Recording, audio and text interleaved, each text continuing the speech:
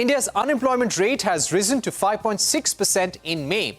Government data has highlighted that youth unemployment in urban India is nearly 18%. Sapna Das joins us now to explain why this is important. Sapna, take us through the data and what is the significance? Well, the data clearly indicates that the unemployment rate has indeed risen in the country, but it's a month-on-month data. So, there is a caveat in the data report saying that this should not be treated as a secular trend.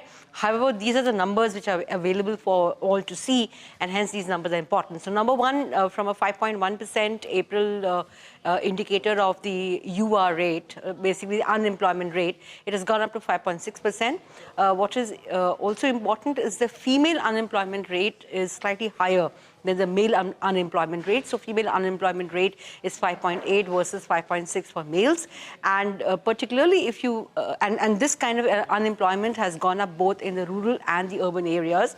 Probably the incidence of unemployment going up could be higher to an extent in the rural areas as well. We'll just come to that in a bit.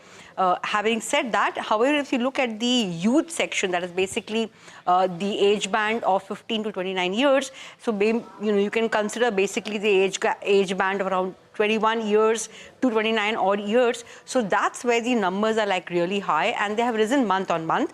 Numbers have been high historically, but the month on month rise is extremely sharp. So for instance, if you look at rural India, it's close to 14 odd percent. In terms of the unemployment rate among the youth, around 13.7%, and in urban India, it's above 17%, 17.2 odd percent. So a month-on-month rise and plus historically high. So that's something that needs to be watched out for. Also, consequently, if you look at the labor force participation rate, that basically indicates what percentage of the labor force is actually employed. That rate has also come down. And also the worker population rate, which is ratio, which is basically the number of people employed as per the population. On that basis, so both the numbers have shown a decline. Obviously, because the unemployment rate is higher, so these numbers will show a decline.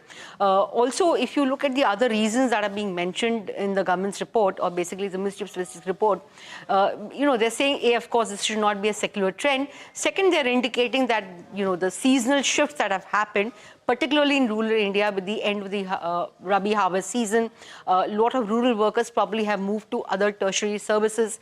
And, in the urban areas, the decline could be because the number of casual workers has come down, and own account numbers, basically the self-employed, maybe there's a decline there, and that's why the shift is visible.